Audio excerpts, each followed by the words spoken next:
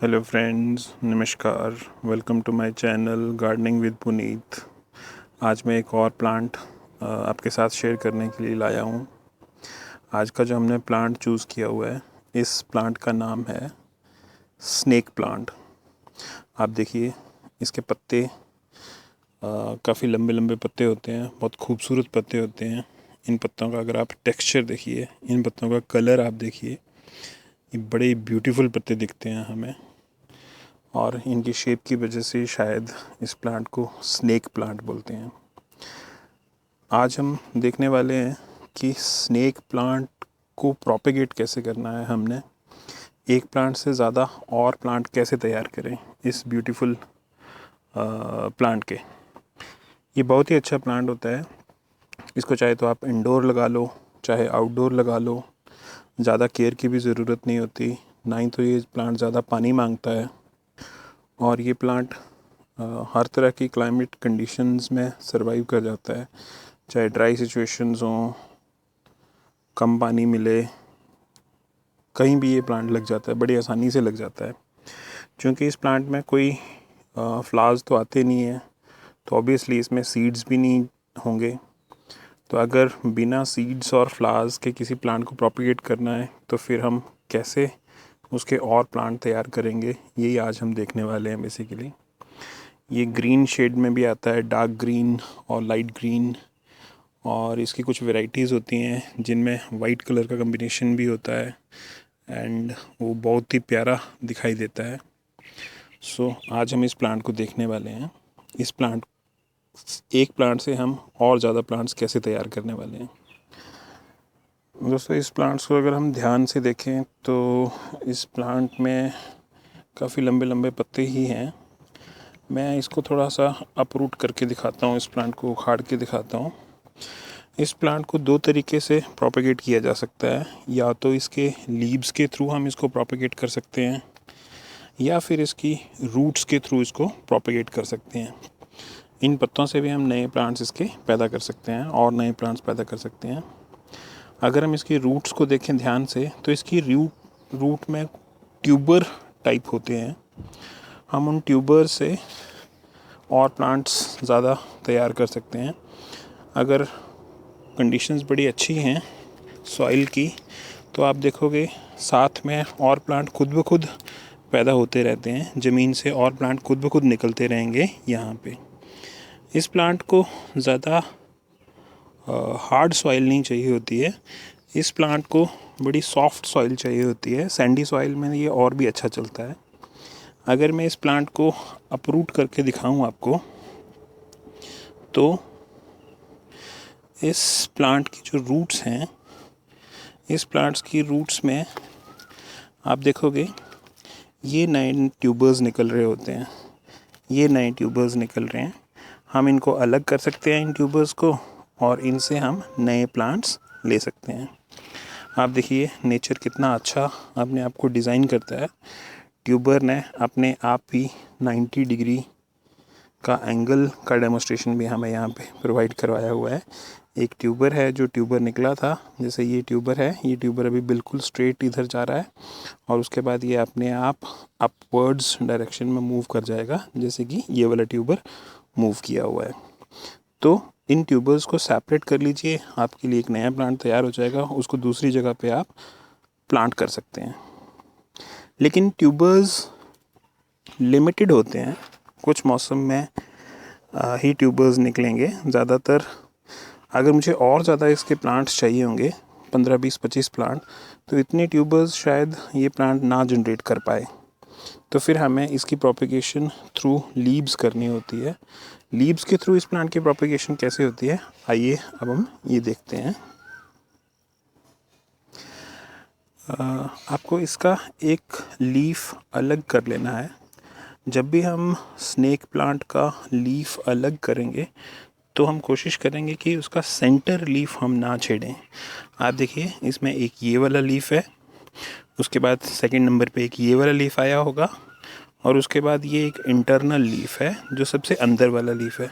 तो जब भी हम लीफ को काटेंगे तो हम इस लीफ को नहीं काटते हैं। अगर हम इस लीफ को काट देंगे तो फिर आगे इसकी ग्रोथ जो है वो बड़ी स्लो हो जाती है। तो अगर हमें लीफ काटना है तो हम बाहर वाले लीव्स को काटेंगे। तो इस प्लांट की प्रोपेगेशन को करने के लिए मैं इस लीफ को काट लेता हूँ।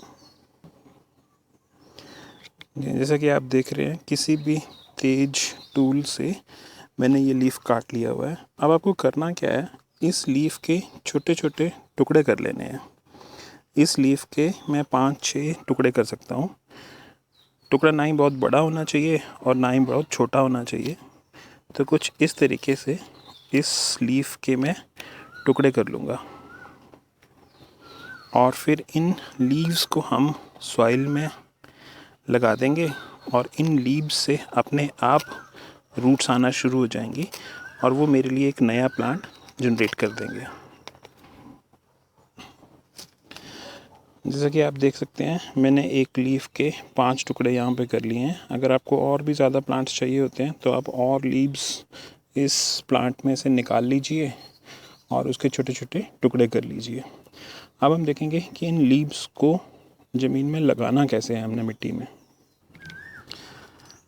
इन लीव्स को लगाने के लिए मैंने ये एक प्लांटर लिया हुआ है। ये एक शैलो प्लांटर है, ज़्यादा डीप नहीं है, बट इसमें हमें सिर्फ इसकी रूटिंग करनी है। तो ये प्लांटर काफ़ी सफिशेंट है इन 5 लीव्स के लिए।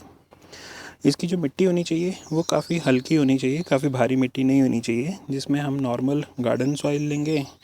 और मैं वर्मी कंपोस्ट का यूज़ बहुत ज़्यादा करता हूँ अपने गार्डन में, क्योंकि मेरे पास एक वर्मी कंपोस्ट यूनिट है और मेरे पास sufficient amount of vermicompost मुझे मिल जाती है। और मैं यूज़ करूँगा कुछ सैंड। तो आपने सैंड के साथ गार्डन सॉइल को मिक्स कर लेना है और उसमें वर्मी कंपोस्ट भी डाल देना है। कोशिश ये करनी है कि गार्डन सॉइल कम हो और सैंड और वर्मी कंपोस्ट का कंपोजिशन उसमें ज़्यादा हो।